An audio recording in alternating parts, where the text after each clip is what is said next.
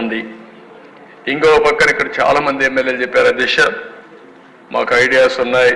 రఘురామకృష్ణరాజు గారు, చంద్రమోహన్ రెడ్డి గారు చాలా మంది అన్నారు. ఈసారి ఎమ్మెల్యేస్లో కూడా చదువుకున్న వ్యక్తులు చాలా మంది వచ్చారు. ఐఏఎస్ రిటైర్డ్ ఆఫీసర్లు చాలా మంది ఇక్కడ ఉన్నారు. పోస్ట్ గ్రాడ్యుయేషన్ చేసిన వాళ్ళు ఉన్నారు, డాక్టర్స్ ఉన్నారు.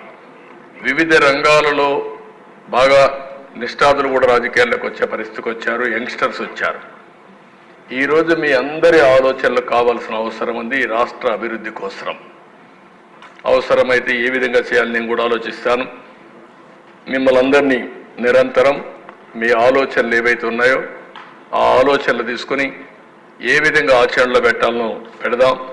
దానికి ఒక స్ట్రక్చర్డ్ ఆర్గనైజేషన్ కింద క్రియేట్ చేసి ఇంటరాక్షన్ కూడా నేను రెగ్యులర్ ఇంటరాక్షన్ పెట్టి మీ ఆలోచనలు మీరు ఏ ఏరియాలో ఇంట్రెస్ట్ ఉందో అవన్నీ తీసుకొని ముందుకు పోతాం. ఇప్పుడే రఘురామకృష్ణరాజు గారు ఒక మాట అన్నారు. సరే, విష్ణుకుమార్ రాజు గారు, ఇది మన స్టేక్ హోల్డర్స్ మారుమూల గ్రామాల్లో ఉండే ప్రజలు కూడా వాళ్లకు వాస్తవాలు చెప్పాలి. ఇప్పుడే నేను చూస్తున్నాను, మనం అసెంబ్లీలో వైట్ పేపర్స్ పెడితే ధైర్యం ఉంటే అసెంబ్లీకి రావాలి, వచ్చి మీరు చెప్పింది కరెక్ట్ కాదు, ఇది వాస్తవం, ఇది డాక్యుమెంట్ అని చూపించాలి. అట్లా కాకుండా మనం 9,77,000 కోట్ల రూపాయల అప్పని చూపిస్తే కాదు 7,48,000 కోట్లని ఓన్ తీరి చెప్పే పరిస్థితికి వచ్చారు.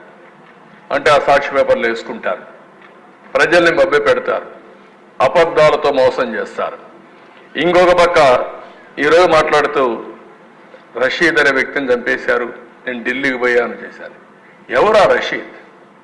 చంపిన వాడెవరు? చచ్చిన వారెవరు? ఏ పార్టీ వాళ్ళని అడుగుతున్నా. ఒకప్పుడు మొన్నటి వరకు మీ పార్టీ అవునా కాదా? ఓకే, అది అయ్యింది. 36 మంది చనిపోయారని గవర్నర్ దగ్గరికి వెళ్ళావు. 36 మంది పేర్లు ఇమ్మంటున్నా. రషీదు ఎవరైతే చంపారో వాళ్ళని అరెస్ట్ చేశాం. నీకు ధైర్యం ఉంటే, సిగ్గు ఉంటే, నిజాయితీ ఉంటే నువ్వు పేర్లి, నువ్వు చెప్పినట్టు కూడా నేను ఇచ్చా. నువ్వు చంపిన వాళ్ళకు పేర్లు ఇచ్చా, వాళ్ళపైన కూడా యాక్షన్ తీసుకుంటా. మళ్ళా ఆ కేసులను ఓపెన్ చేస్తా. ఈరోజు నువ్వు చెప్తున్నావు, దానిపైన కూడా నేను యాక్షన్ తీసుకుంటా. సిద్ధమాని సవాలు విసురుతున్నాను అధ్యక్ష. మాయ మాటలు మాట్లాడద్దు, దొంగ ఏడుపులొద్దు, నంగి మాటలొద్దు. బాబాయిని చంపేసే ఇప్పటి కూడా ఊకిల్డ్ బాబాయి తెలియదు. చెప్పాల్సిన బాధ్యత లేదా? మాకు తెలియజేయాల్సిన బాధ్యత లేదా?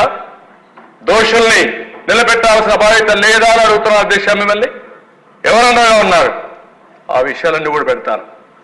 ఒకే మాట చెప్పాను, ఎవరైనా సరే తప్పు చేస్తే వాళ్ళని శిక్షిస్తాం.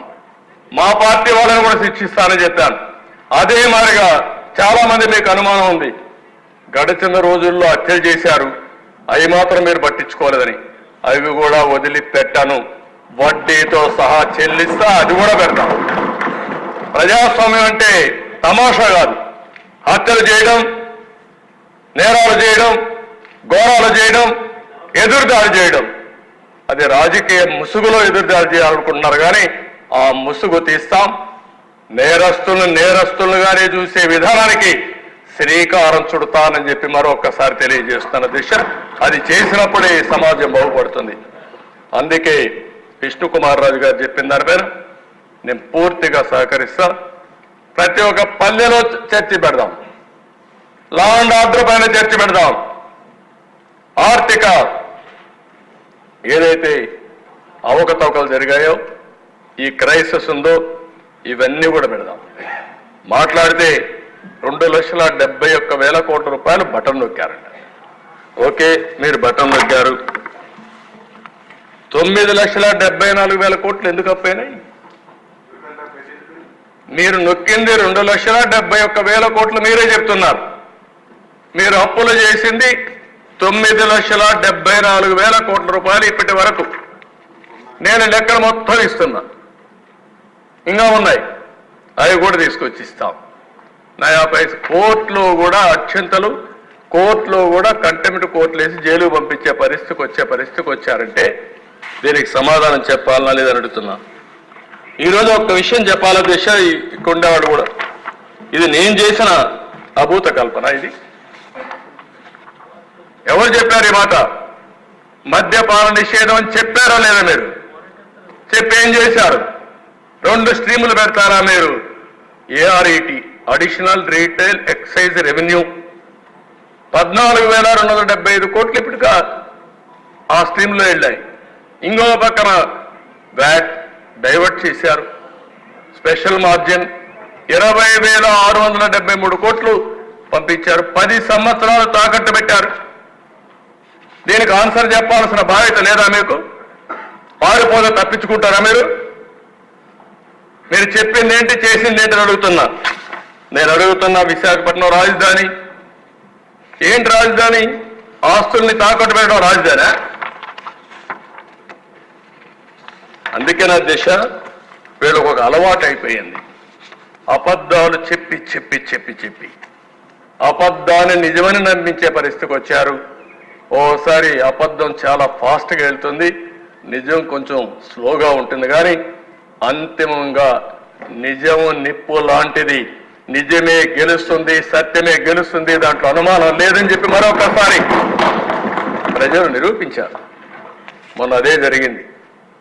ఎప్పుడూ జరగనటువంటి విజయాన్ని ఇచ్చారంటే వీళ్ళు చెప్పిన అబద్ధాలని మళ్ళా ఇలాంటి వాళ్ళు వస్తే ఏమవుతుందో భయపడే ఓట్లు వేశారు. మాట్లాడితే మదనపల్లిలో సబ్ కలెక్టర్ ఆఫీస్ తగలబెడితే అక్కడ ఏవైతే 22A ఫైల్స్ ఉన్నాయో అవన్నీ కూడా తగలబెట్టి డెస్ట్రాయ్ చేయాలని పరిస్థితి వస్తే దాన్ని ఎంక్వైరీ చేస్తే తప్ప? అంటే మీరు తగలబెడితే నేను కూడా మీరు చెప్పింది మీ బాబాయిని చంపి ఆత్మహత్య అంటే నేను నమ్మాలి. ఇప్పుడు మళ్ళా మనమే చంపేశామంటే అవునని మేము ఒప్పుకోవాలి. మా ఆదినారాయణ రెడ్డి ఇక్కడే ఉన్నాడు, ఆదినారాయణ రెడ్డి చంపేశాడు అంటే మనం నమ్మాలి. ఇప్పుడు అవన్నీ చేసిన తర్వాత ఇప్పుడేమంటారు? అక్కడ ఆఫీసు